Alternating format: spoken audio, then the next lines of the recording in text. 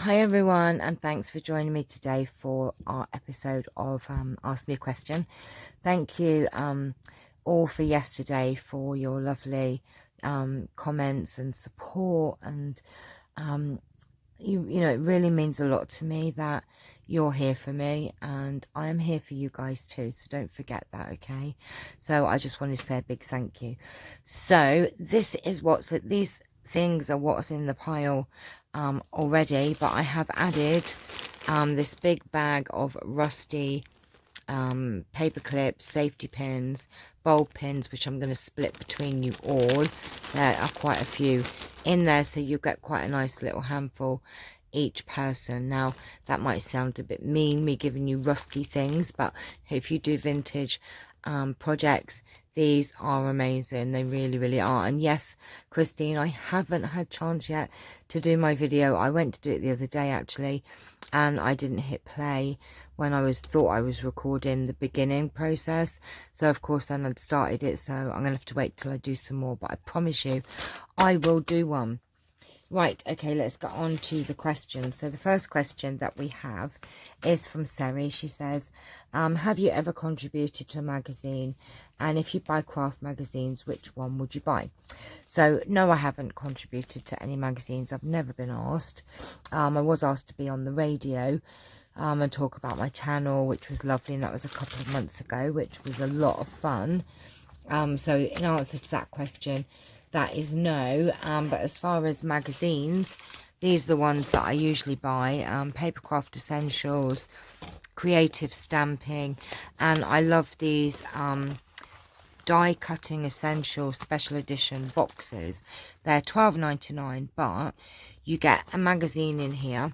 You get 2-piece heart die set, a 72 item paper and topper pack, radiating hearts embossing folder, and 23 coordinating stamps. So you do get an awful lot in here.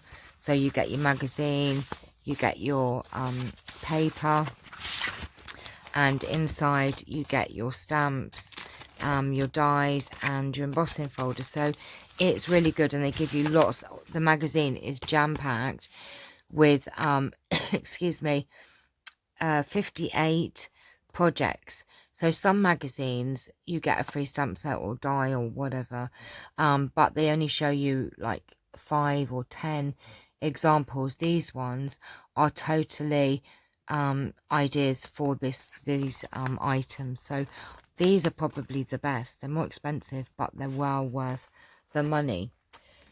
So that is the answer to that question. Okay, my handwriting is awful, so ignore it. Number 2, the Scottish Crafter. What is your favourite item, apart from your wedding outfit, you have bought for your wedding? Ooh. Oh my gosh. I kind of went on a clothes shopping spree at the weekend, and I did find an amazing outfit, and it's it kind of looks like a dress, but it's actually these little play suit shorts underneath, but it's dressy. You can wear it dressed up with heels, or you can dress it down with flats, and I just love it. I know it sounds silly, but you know, we want to look great, we want to look good. But I haven't really done all of my wedding shopping yet. I have done as far as my outfit, but I just think I'm excited to have the family there with us, and so yes, we need new outfits. I love my tiara thingy that I've got for my hair as well, so I have quite a few things that I really love actually. And I think my wedding ring, I cannot wait to get my wedding ring and to wear it. It's beautiful. It goes with, no, all of you out there have not been very observant, because the last 2 weeks I have not had my engagement ring on, and nobody has noticed. And I was waiting for one of you to go, oh my god, Channelle, is everything all right? The reason I've not got them on is because they've been sent off to be dipped, because they're white gold and they need dipping every year, which I didn't know. So yes, but my wedding ring actually matches my engagement ring, and it's got stones up the side, diamonds up the side. So actually probably my wedding ring is the most exciting thing that I've bought, as well as the dress. Of course, the dress. So thank you for that question. Number 3, Laura, Mrs. Stationery Stuff. If you found a lamp with a genie, what would your 3 wishes be? Okay, so when I asked myself that question, what were the first things that popped into my head? Number 1, I'd like my daughter to be well, because at the moment she's still recovering from an operation she had a couple of months ago, and she still can't eat properly, and she probably never will be able to eat properly again, but she's supposed to be eating better than what she actually is at this stage. And I really, it's getting her down. She's not getting the energy. She's, you know, can't go out for a meal. She can't go out in public and eat, and it's really affecting her. So that would be my number 1 wish, is that she would recover, you know, so that she can actually eat properly. Number 2, my second wish would be that my daughter had enough money to live comfortably for the rest of hers and the grandkids' lives, so that they would have no worries financially and they could enjoy life more without having to stress about day-to-day bills. And number 3 would be that Tony and I will be happy together forever and be in love forever. A little bit of money would be nice as well, be comfortable, but we can't be greedy, can we? Those would be my 3 wishes. Great questions from you all. Right, number 4, Christine Mortimer. She said, because you've had such a sad childhood, do you think it made you more determined to be a good mum and nanny? Most definitely yes. Most definitely yes. I met my mother once when I was 32. It's a long story, and one day I'll tell you little bits and pieces, but she basically gave me up when I was 2. I wasn't actually adopted till I was 7, but I went to live with the adopted family when I was 2. Now, don't get me wrong, I totally understand in certain circumstances people needing to have their children adopted, and I'm all for it if the child will have a better life. My mum basically had been married and had 5 children. They were all grown up, and she left that relationship, that marriage, and her children, she still had contact with them, but she went off on her jollies and was doing what she wanted to do. She was 40 years old. She met this man and she fell pregnant, and he was 58, she was 40. They just didn't want a child, you know, they didn't want a child, so she gave me up. But there's more to the story. So I actually ended up being put into the hands of somebody who wasn't very nice. And you know, but even when I found my mother when I was 32, she came to see me. I searched for her for years. I searched for her. I found her. She didn't find me. She said that she'd search for me, yet she knew where I'd lived because she knew where she'd left me. So she knew, you know, it wasn't like I was adopted and had a name change that she didn't know. She knew the family that I was left with, so she knew my surname. She could have found me. So there was no excuse. She drove 300 miles to see me, and I feel that she only came to see what I had, and when she realised I had nothing, she didn't want to know. And unfortunately, I never met her once in my life. I never got a birthday card off her. She didn't want to know. So that's part of the story anyway, just the short version. So yes is the answer to that question. I made sure that even though things were not easy, because I was a single parent, I was only with Kay's dad a year because we were just young and he didn't want to be dad, and he then went off to Ireland to live and didn't want to know. So it was very, very hard having no family and no, you know, partner, husband, whatever. It was hard, but I did my damnedest to make sure that she always was with me. She would always stay with me. She, you know, I would, and I think as she's got older and she's now got her family, I am a better mother, I'm a better grandmother, because I'm not so tired and I have more energy for them. And I would never do what my mum did, not in a million years. So it's definitely made me cherish being a mother. And she didn't, my mother abused that. you know, and it's so sad because there's so many people out there that can't be parents that want to be, and yet, you know, someone like my mother didn't give a damn. So that is that answer. Now, what number are we on? I think I've missed one. 1, 2, 3, 4. No, right, okay. Number 5, Christine's cards and things. If you turn vegetarian, what would be your favourite dish? Okay, my favourite dish, if I was a vegetarian, would be lentil dal. My daughter makes the best lentil dal in the world, and I just absolutely love it. Love it, love it, love it, love it. Right. Coastal Crafts. Is there a craft item out you regret buying? Now, funny you should say that, because recently I had bought, let me show you. Now, I'm really upset about this, because I love We Are Memory Keepers, and I bought this cut and score board, and it opens out, I'll show you, to, oh, if I can open it. Right. The thing I like about it is it opens out to a 12 by 12 scoreboard, and then you've got your cutting blade here, right? And I bought it, rushed out to get it, because I love the fact that I don't have to get my scoreboard out separately and my cutting board out separately, and I couldn't wait to use it. I tried it out twice with 2 bits of card, and the blade is absolutely naff. It's all rough edges, and I don't know if I've just got enough blade, or that's just that the blades are pants. So I do need to order a new blade, but the shop that I bought this from, the range, does not stock the blades by themselves.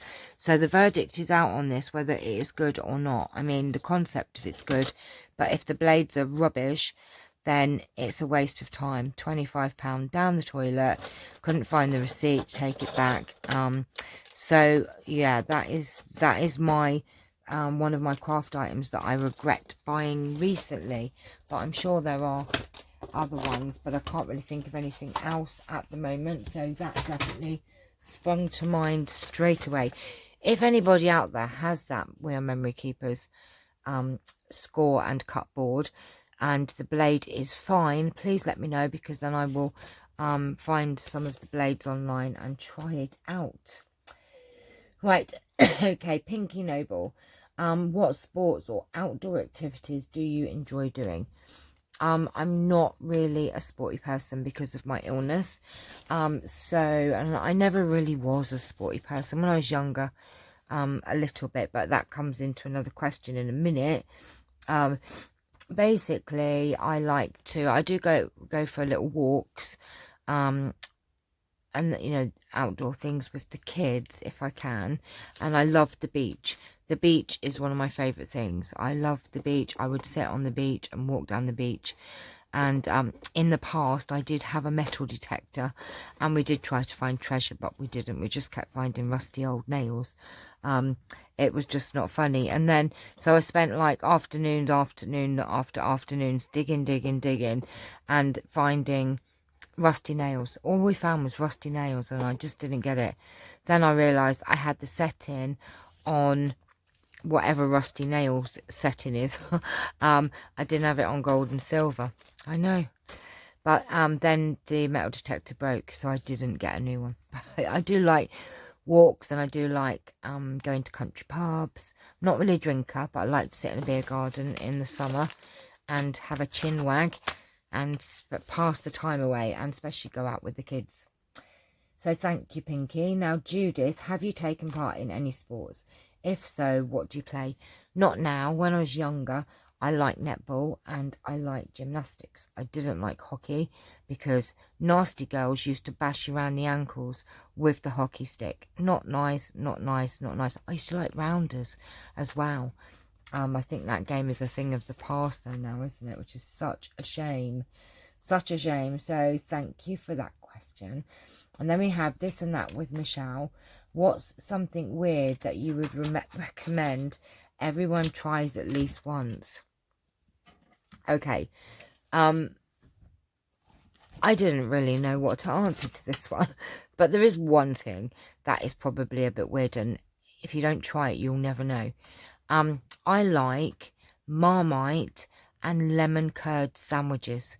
Now, it's very weird and it is very gorgeous and it's very, very tasty. So if you've never tried it, lemon curd and Marmite sandwiches. Doesn't work the same if you have Bovril, because Bovril's too beefy. You do need Marmite or Vegemite or whatever. And lemon curd. Delicious. So that is a bit weird, I think.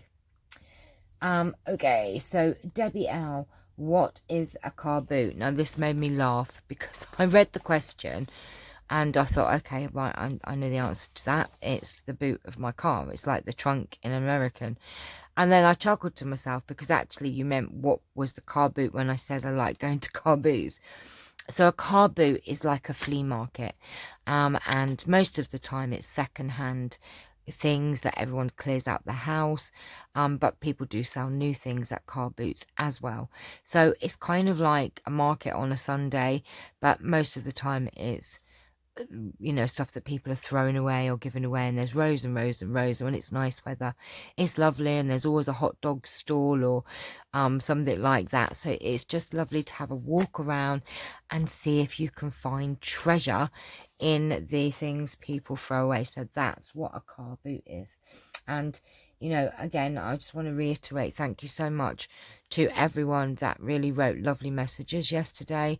You know, a lot of you, all of you are there supporting me, and it means the world to me. Right, Joanne Sanderson, if you could be an animal, what animal would you want to be, and why?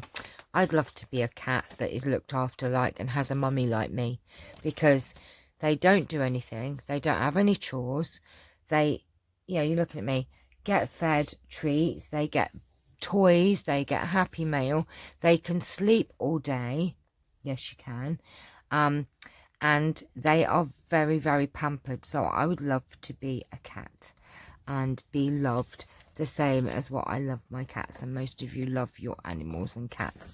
So I would like to be a cat, meow, and be very elegant and gorgeous and pretty.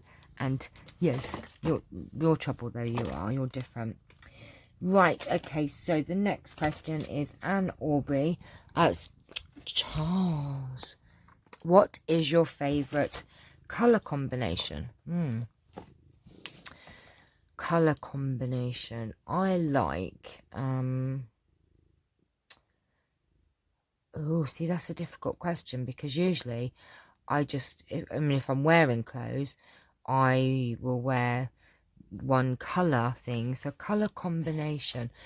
I do love, I like green and black, green and gold together. Actually, that would be my, but not as in clothes, as in, especially with crafting, I love green and gold together. But actually, I did have my living room years and years and years ago, green and gold. So yes, green and gold, actually, you did make me remember something. And these questions are good because they do make you remember things. Right, so 13, Crafty Mama. Who would you say growing up was your most influential positive role model for you that helped you the most? That would definitely be my best friend's mum, from my best friend from like infant school, her mum, when, okay, so, you know, I was adopted, but there's a bit more to the story. I was adopted. My mum basically, as I said, didn't want me, and she used to leave me with this couple, and that she'd leave me there for weekends, she'd leave me there for weeks, and in the end, the man of the couple said, look, if you don't want this child, we'll look after her. So that's how I ended up staying there and being there from the age of 2. I wasn't officially adopted till I was 7, and growing up I was just told that my mum and my dad didn't want me. I always knew I was adopted, and I used to spend loads and loads of time with my adopted father. I used to go fishing, ferreting, greyhound racing, and I was a bit of a tomboy. The mother of this family that I was adopted couldn't stand me, and I didn't know why.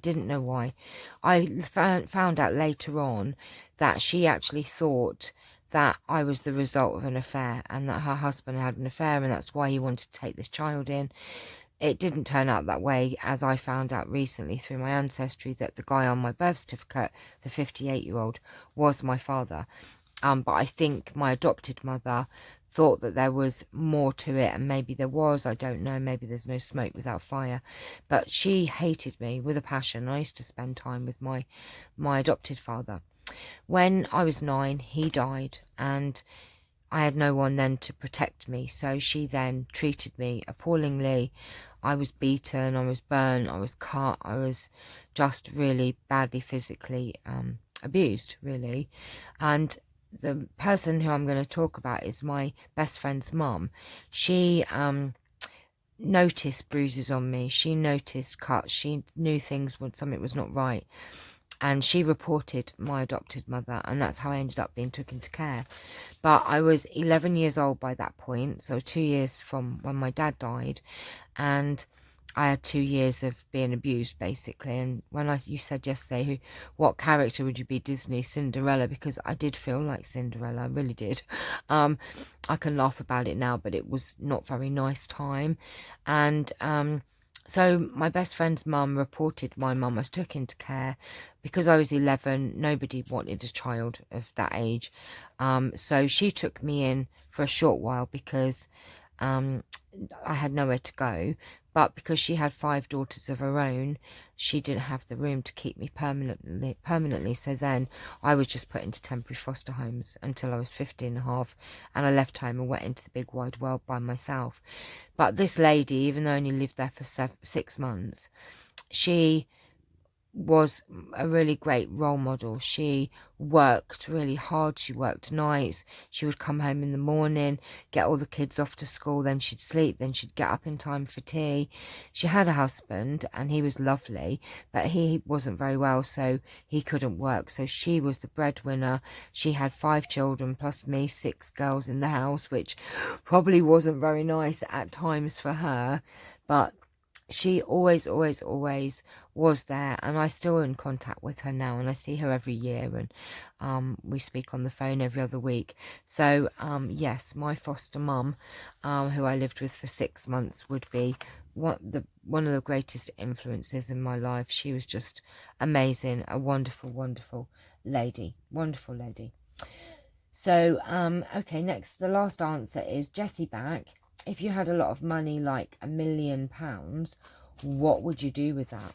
Right, okay, so the first thing I would do is I would buy my daughter a house so that she had no mortgage and had, you know, her own house, and then could hand it down to the kids and, you know, make sure that she had some money. And then I guess me and Charmin would buy a nice house somewhere, maybe more in the country, and maybe by the sea, and then just go on lots of holidays. I would have an eyelid surgery. I wouldn't have boobs or bum implants or anything like that, but I would have a mini facelift and my eyelids done. That would be my treat to me, but I would make sure that my daughter's okay, and that we've got a nice house in the country, and that the boys would have a lovely run, because they're indoor cats, would have a lovely run with lots of things to climb and lots of things to play with, and maybe take in cats and foster cats. That's what we do, wouldn't we, Charles? Oh, stop it, you naughty boy. So they're the questions for today. We're going to do one more round, so make your question count. Thank you so much for taking part. I do love this, and I will be back tomorrow with your new questions excuse me, and to add some last goodies to the pack, and then we will pull out some winners later on. Okay, all right, my darlings, I shall see you all very soon. Take care for now. Bye bye.